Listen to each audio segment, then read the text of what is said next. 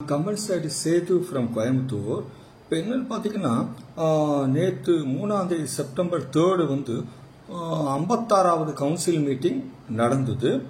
அதில் வந்து நிறைய டிஸ்கஸ் பண்ணிட்டு இப்போ சிபிஎஸ்சியில் ஒரு ப்ரெஸ் ரிலீஸ் இஷ்யூ பண்ணியிருக்காங்க. அது என்ன சொல்கிறாங்கன்னா, அது வந்து செப்டம்பர் 22லேருந்து அது எஃபெக்டிவ் வரும். பட் இதுக்கு நாங்கள் வந்து செப்பரேட்டாக நோட்டிஃபிகேஷன் கொடுப்போம். நோட்டிஃபிகேஷன் வந்தால் தான் எஃபெக்டிவ். இப்போ வந்து ப்ரொவிஷனல் பேசிஸ்னு வச்சுக்கலாம். இந்த ப்ரெஸ் ரிலீஸ் 22 செப்டம்பர்லேருந்து எஃபெக்டிவ் வரும் பேஸ்ட் ஆன் தி நோட்டிஃபிகேஷன் அப்படின்னு சொல்கிறாங்க. அதில் என்ன சொல்கிறாங்கன்னா, இன்னொன்று வந்து ஜிஎஸ்டிக்கு த்ரெஷோல்ட் லிமிட் எதுவும் இன்க்ரீஸ் பண்ணலை. வியாபாரிகளும் ப்ரொஃபஷனல்ஸும் எதிர்பார்த்தாங்க த்ரெஷோல்ட் லிமிட் ஏதாச்சும் கொஞ்சம் இன்க்ரீஸ் பண்ணுவாங்களா, ஜிஎஸ்டி ரிஜிஸ்ட்ரேஷன் பேசிக் லிமிட்னு. அது எதுவும் இன்க்ரீஸ் பண்ணலைன்னு சொல்லிட்டாங்க. அதே மாதிரி பார்த்தீங்கன்னா, ரீஃபண்ட் ப்ராசஸ் வந்து ப்ரொவிஷனல் பேசிஸில் 90%ல் அது ப்ராசஸ் பண்ணப்படும் அப்படிங்கிறதையும் சொல்லிட்டாங்க. அந்த அதாவது எக்ஸ்போர்ட் பண்ணுறவங்களுக்கும் இன்வெர்டட் டியூட்டி ஸ்ட்ரக்சருக்கும் அது வந்து அவங்க ரிஸ்கி ஃப்ரீ எக்ஸ்போர்ட்டராக இருக்கணும் அப்படின்னு ஒரு கண்டிஷன் சொல்லியிருக்காங்க. அதே மாதிரி ஜிஎஸ்டி ரிஜிஸ்ட்ரேஷனை பொறுத்தளவு பெரிய ஒரு இஷ்யூ இல்லாமல் வித்தின் 3 daysல சிஸ்டம் பேஸ்லேயே அதை வந்து வெரிஃபை பண்ணி ரிஜிஸ்ட்ரேஷன் கொடுக்கப்படும் அப்படின்னு சொல்லியிருக்காங்க.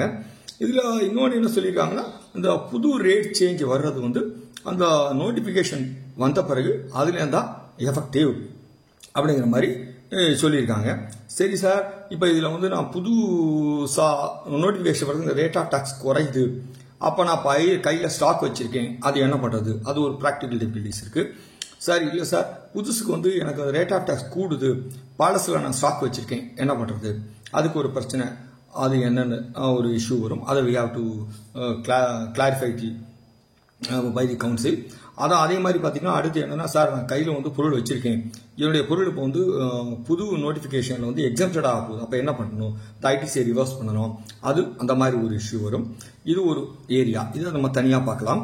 இதில் வந்து பார்த்தீங்கன்னா, பெருசாக ரேட் ஆஃப் டாக்ஸ் எது குறைஞ்சிருக்குன்னு பார்த்தீங்கன்னா, டெய்லி எசென்ஷியலாக மக்கள் யூஸ் பண்ணக்கூடிய பேஸ்ட்டு, ப்ரஷ்ஷு, ஷேவிங் க்ரீம் இதெல்லாம் பார்த்தீங்கன்னா 18லேருந்து 5 கொண்டு வந்திருக்காங்க. பட்டர், கீ, சீஸ் அந்த மாதிரி ஐட்டத்துக்கு 12லேருந்து 5 மாறி இருக்கு. பேக்கடு நாப்கின்ஸ் வந்து ஹால்டிராம்ஸ், இந்த குஜாஸ், இந்த நாப்கின்ஸ் வருதுல ப்ரீ பேக்கடு, அதெல்லாம் 12லேருந்து 5 மாறி இருக்கு.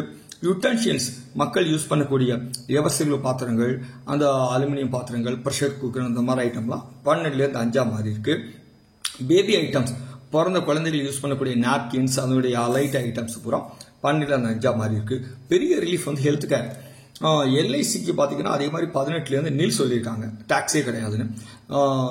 அதாவது ஹெல்த் கேரில் வந்து இன்னொன்று மெடிக்ளைம் ரொம்ப பேர் கேட்டாங்க, அந்த எக்ஸம்ஷன் வந்து கொடுத்துட்டாங்க 18லேருந்து நில். ஆனால் வந்து ஹெல்த் கேர் இண்டஸ்ட்ரீஸில் என்ன போட்டிருக்காங்க, நாங்கள் பேப்பரில் படித்தோம் அப்படின்னா, நாங்கள் வந்து பிரீமியத்தை ஏற்றிடுவோம், ஏன்னா எங்களுக்கு வந்து வரும்போது வர்ற இன்புட்டை பேஸ் பண்ணி தான் நாங்கள் அவுட்புட்டை கலெக்ட் பண்ணி செட்டப் பண்ணி ஆல்ரெடி பிரீமியம் ஃபிக்ஸ் பண்ணியிருந்தோம்.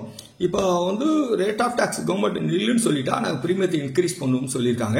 அது எந்த மாதிரி இருக்குன்னு நம்ம வர பின்னாடி பார்த்தா தான் தெரியும்.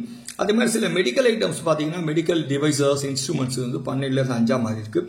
எஜுகேஷனுக்கு பெரிய ரிலாக்ஸேஷன் கிடைச்சிருக்கு. நம்ம குழந்தை யூஸ் பண்ணக்கூடிய எரேசர், பென்சில், மேப் அந்த மாதிரி உள்ள இதுக்கெல்லாம் சில இதுக்கு எக்ஸம்ஷன் கொடுத்துருக்காங்க, சில இதுக்கு 12லேருந்து 5 மாற்றிருக்காங்க, சில இதுக்கு வரியே இல்லாமல் பண்ணியிருக்காங்க.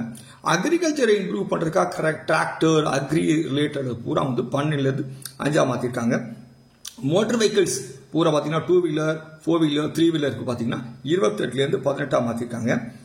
எலக்ட்ரானிக் அப்ளையன்சஸ் சொல்லக்கூடிய ரெஃப்ரிஜிரேட்டர், வாஷிங் மிஷின், டெலிவிஷன் இதெல்லாம் 28லேருந்து 18 மாற்றிருக்காங்க.